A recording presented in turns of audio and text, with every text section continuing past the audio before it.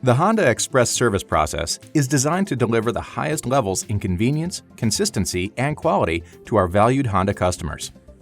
A dedicated express service team with a well-choreographed service process is critical to meeting customer expectations for service in 30 minutes. This video is an overview of the time-saving Honda Express service process, from when the customer pulls into the service lane until the vehicle is delivered back to the customer. The process you are about to see is the result of years of meticulous analysis and refinement by Honda.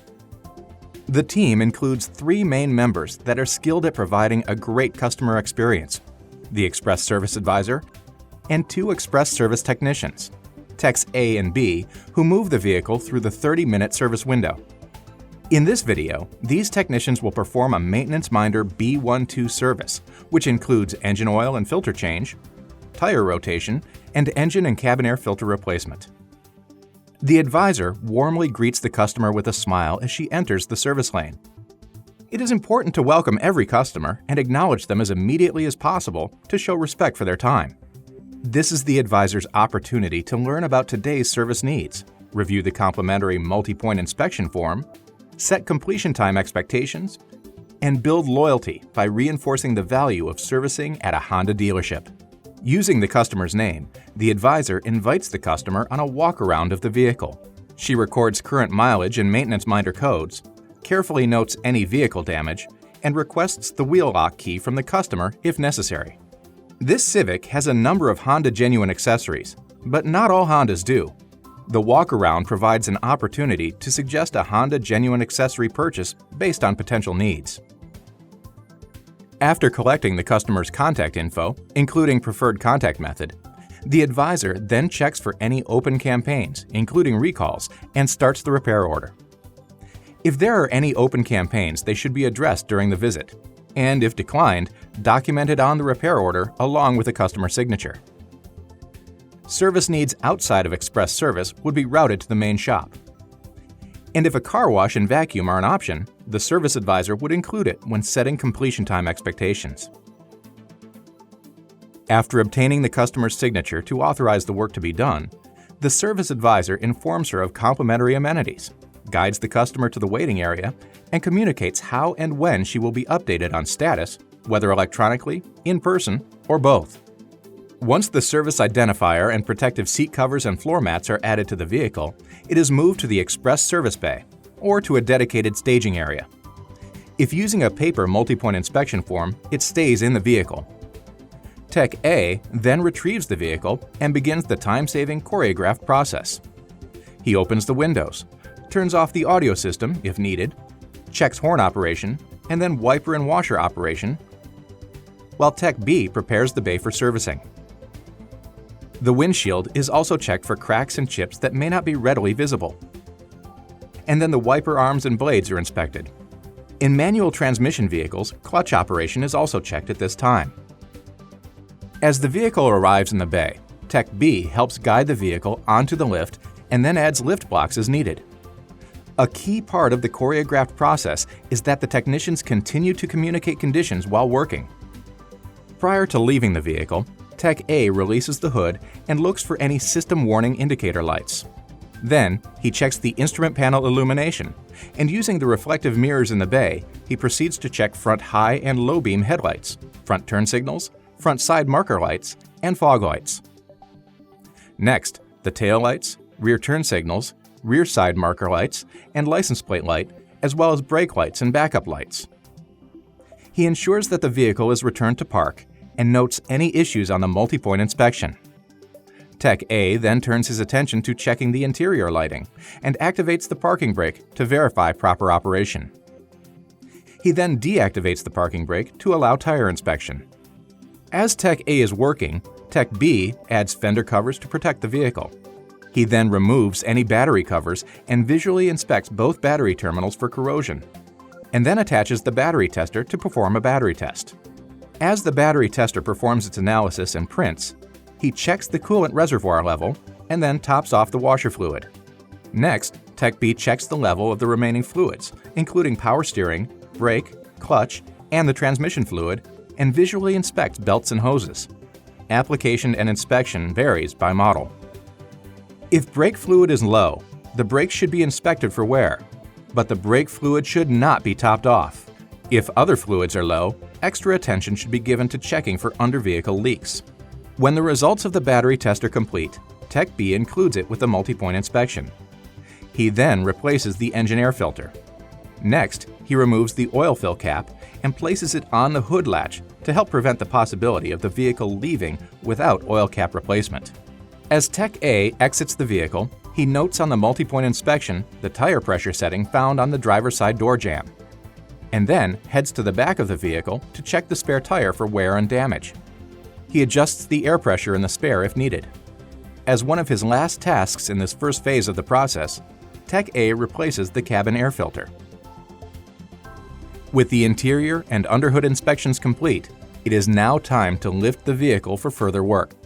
After he confirms clear to lift with Tech A, Tech B raises the vehicle so that the tires are at about chest height, and Tech A records all inspection results thus far onto the multi-point inspection. Tech B checks the tires on the driver's side, while Tech A works on the tires on the passenger side. Examining each tire, they check for nails or other embedded objects, as well as unusual tread wear patterns. They also move the wheels vertically and horizontally to check for loose or worn suspension components. Tread depth is measured at 3 distinct locations: outer, middle, and inner areas, and the lowest tread depth is recorded on the multi-point inspection. Both technicians remove tires to measure brake pads and inspect rotor condition, and then rotate the tires. Once complete, the wheels are replaced and lug nuts secured utilizing the correct torque stick. Then, tire pressures are checked and adjusted to specification. With the tire and brake inspections complete, it is time to completely lift the vehicle and begin the third phase of the process. After he confirms clear to lift with Tech A, Tech B raises the vehicle and Tech A records these additional inspection results onto the multi-point inspection. As Tech B removes the engine undercover, Tech A completes an under-vehicle inspection, moving from the rear of the vehicle to the front. He inspects the following components for damage, wear, or leaks: mufflers and exhaust, drive shaft CV boots and bands, front and rear, shocks, dampers, and related suspension, universal joints, if applicable, and steering components. He also checks brake lines, hoses, and the parking brake system while noting any fluid leaks. Tech B inserts the oil splash shield, if necessary, and then drains the engine oil and removes the oil filter. While the oil is draining, he looks for fluid leaks. When installing the drain plug, a new crush washer is used. Before replacing the oil filter, he makes sure the old gasket has come off. Tech B then torques both to specification. As Tech B works and after making sure that the multi-point inspection is updated and complete, Tech A delivers the completed multi-point inspection to the service advisor along with the results of the battery test. It is important to deliver the results to the service advisor immediately after the inspection is complete. Customers seem more receptive to approving additional needed services if they are presented to them earlier in the process rather than at the end. Here, Tech A delivered the inspection results within about 8 minutes. The moment that the multi-point inspection results are ready, the service advisor should review them with the customer. Communicating inspection results quickly is important, whether or not the vehicle needs additional work, as it reinforces the value of Honda dealership service. The service advisor communicates results starting with items in the green and then moving to yellow and red items if there are any. If additional work is needed, the service advisor then updates the promised completion time. And even if no additional services are to be done during the visit, reconfirming the promised completion time shows you're honoring your customer's time. At this point in the process, invoicing and cashiering can be completed before the technicians finish servicing. The service advisor directs the customer to the cashier or takes care of the cashiering herself and informs the technicians of the customer's decision on any additional needed work. Returning to the service bay, the vehicle is lowered. Tech A clears the driver's side lifts and then uses the Honda-specified torque wrench to tighten the lug nuts on all wheels, working around the vehicle, moving counterclockwise. When finished, he clears the passenger side vehicle lifts. He enters the vehicle to calibrate the tire pressure monitoring system if necessary and resets the maintenance minder. During that time, Tech B replaces the engine oil and the oil cap. When finished, he signals Tech A that the engine is clear to start. Tech A starts the vehicle, waits until the oil pressure light goes out, and then shuts off the engine. After the engine is off, Tech B pulls the dipstick, wipes it clean, and then reinserts it to verify that the oil level is correct. After replacing the dipstick, he checks to ensure that all caps and covers are in place, removes the fender covers, wipes up any fluid or oil spills, and closes the hood. Additional services, such as wiper blade or bulb replacement, would be done at this time. Tech A asks if the vehicle is clear to leave, and Tech B responds accordingly. If a car wash and vacuum is included, he drives the vehicle to the car wash. If not, the vehicle goes to the delivery area, and he notifies the service advisor that the vehicle service is complete. In the delivery area, the service advisor reviews the services that were completed with the customer and escorts her to the vehicle, thanking her for bringing in the vehicle for service. She also reminds the customer of the potential for receiving a survey about today's visit. The service advisor checks to make sure all interior protective materials have been removed, along with any service identifiers.